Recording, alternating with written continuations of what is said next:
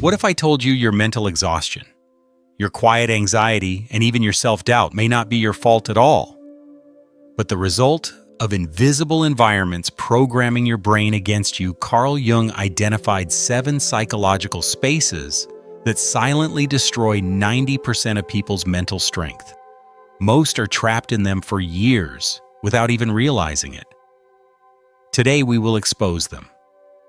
Carl Jung, the Swiss psychiatrist and founder of analytical psychology, once observed that a person's environment could shape not just their habits but their mind itself. But unlike physical environments like a room or city, Jung identified psychological environments, invisible mental traps that people inhabit daily. These psychological spaces operate beneath the level of awareness, gradually reconfiguring your identity, beliefs, and emotional resilience. In one of his most profound clinical cases, Jung treated a man who was by all external measures stable, successful, and socially engaged. But internally, he was unraveling slowly, losing clarity, confidence, and a sense of self. The diagnosis was not a traditional pathology. It was a map of 7 psychological traps, each more corrosive than the last. The first and perhaps most dangerous of these spaces is what Jung called the echo chamber. This is not a location but a mindset built through constant exposure to others who simply mirror back your own beliefs. In this space, there is no challenge, only affirmation. The patient, for instance, was a regular participant in social clubs and political gatherings where every idea, fear, and bias was echoed back without friction. To him, this felt like being informed. But to Jung, it was clear this was a cognitive prison. Research decades later by Dr. Matthew Lieberman at UCLA confirmed Jung's suspicion. When individuals are not exposed to cognitive dissonance, when their beliefs are never questioned, the neural pathways associated with critical thinking begin to atrophy, just like muscles left unused. Jung called this collective possession the point at which group identity overtakes individual thought. When everyone around you reinforces your worldview, your mind loses the elasticity required for growth. You become rigid, fragile, and psychologically defensive to anything that threatens the group's narrative. There are telltale signs you've entered the echo chamber. You can predict everyone's opinion around you before they speak. Opposing ideas feel dangerous, not interesting. You no longer ask yourself, "What if I'm wrong?" Jung warned that in this space, you don't just stop evolving, you begin to shrink. Your sense of identity fuses with the group. You become dependent on sameness, terrified of contradiction. And once your critical thinking weakens, you become susceptible to the second psychological trap, the comparison arena. This is where the value of your life is no longer measured by internal satisfaction, but by how it stacks up against the success and status of others. Once the mind is weakened by conformity, it becomes vulnerable to external metrics of worth. In the comparison arena, every achievement is hollow unless it surpasses someone else's. Jung's patient, already mentally dulled by the echo chamber, became consumed by constant comparisons within his social circle. A friend's promotion triggered feelings of inadequacy. A colleague's recognition diminished his own accomplishments. This wasn't motivation. It was quiet self-erasure. Modern research supports Jung's insights. Dr. Rachel Callender from the University of the West of England found that chronic comparison reduces the size and activity of the prefrontal cortex, the region of the brain responsible for executive function, self-esteem, and long-term decision-making. In short, comparison doesn't build your identity, it dismantles it. Jung called this cycle inflation-deflation. You either feel superior or inferior, but never simply at peace with yourself. His patient once said, "I was promoted last month, but all I could think about was how my university roommate is already CEO." This is how the mind internalizes failure, not through objective outcomes, but through relative status. Your sense of success becomes borrowed, always defined by someone else's position. The signs of entrapment in the comparison arena are subtle but powerful. You feel defeated by the success of others. Even when you reach a personal goal, it feels insufficient. You edit your personality and choices to resemble what others define as successful. This space disconnects you from your own values. Instead of pursuing what brings genuine joy, you chase recognition. But the goalposts always move. The moment you catch up, someone else pulls ahead. And so the cycle continues, eroding your mental foundation with every step. But perhaps the most insidious space is the one that follows the performance theater. Here, authenticity is punished, and only the right mask is rewarded. Jung described this as identification with the persona, the moment your social role becomes your entire identity. His patient worked in a corporate setting where vulnerability was seen as weakness. He learned to laugh at jokes he didn't find funny, to support ideas he disagreed with, and to suppress opinions that might be deemed controversial. Over time, the mask fused with the man. "I don't know who I am anymore," the patient confessed. "I've played this role for so long, my true self feels like a stranger." Jung recognized this for what it was: psychological erosion through adaptation. Each time you suppress a belief, silence a feeling, or betray a value to fit in, you chip away at your core. This isn't maturity, it's quiet self-destruction. Clinical research by Dr. Kristen Neff on self-compassion confirms that individuals in performance theaters develop extremely harsh inner critics. They internalize the judgment of the environment and carry it into every corner of their lives. Exhaustion, detachment, and a vague sense of being fake, these are not personality flaws. They're symptoms of an environment that punishes authenticity. When the mask becomes your identity, the soul begins to starve. The next space Jung identified is the chamber of silent suffering, an environment where emotional needs are buried under the illusion of peace. On the surface, these spaces appear stable, calm, even healthy. But beneath the stillness lies emotional deprivation. Jung's patient came from a household where conflict was avoided at all costs. "We never argued," he said, "but we never really spoke either. Affection was assumed, not expressed. Pain was silenced, not addressed." Jung termed this emotional starvation psychic malnutrition. Needs don't disappear when ignored, they sink into the unconscious. Left unmet, they metastasize into anxiety, depression, and a deep, unexplainable emptiness. This is the paradox of the silent suffering chamber. Everything appears fine, but nothing feels real. There's no yelling, no violence, only a quiet absence of truth. Dr. Sue Johnson, a leading researcher in attachment science, found that emotional suppression within families disrupts the nervous system's ability to regulate itself. People raised in emotionally silent environments often live in a state of low-grade stress, misreading closeness as danger, and equating emotional expression with instability.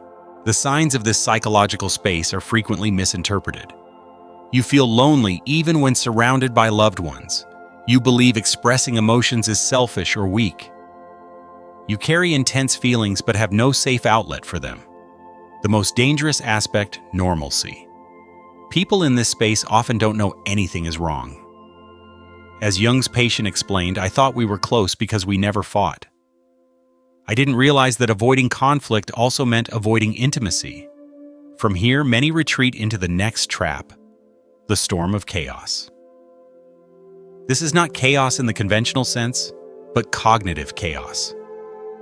Jung's patient filled every waking moment with input news, social obligations, work deadlines, background noise.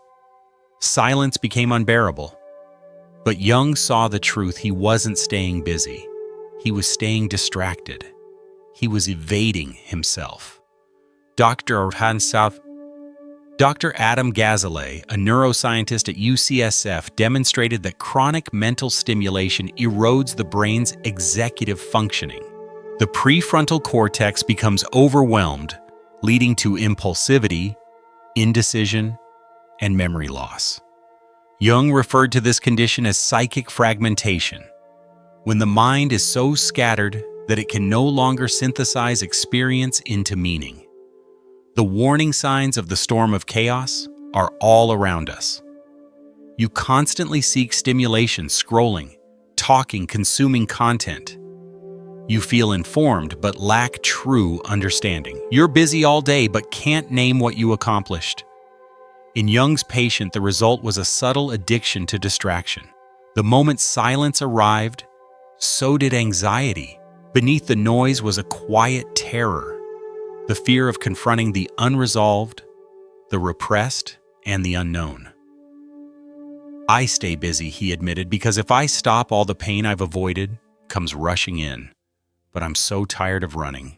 This exhaustion, mental, emotional, and spiritual, led the patient into the sixth psychological space, the chamber of self-abandonment, where a person's own instincts, needs, and truth are gradually silenced to serve the expectations of others. The chamber of self-abandonment is the most deceptive of all the psychological traps because it wears the mask of virtue. Jung's patient believed he was being mature, responsible, even generous. In truth, he had slowly disconnected from his own instincts. He said yes when his entire body screamed no.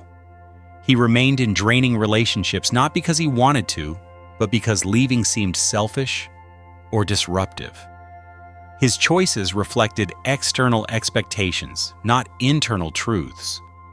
Jung described this condition as soul loss, not in a mystical sense, but as a psychological reality when someone becomes so externally oriented that they no longer recognize their own desires, needs, or values. The trauma expert, Dr. T. Bessel van der Kolk, has demonstrated that chronic self-abandonment impairs a person's ability to interpret the signals of their own body, hunger fatigue, intuition. These internal cues fade into static. The result: a life lived on autopilot. The signs of this chamber are subtle yet profound. You can't recall the last time you made a decision just for yourself.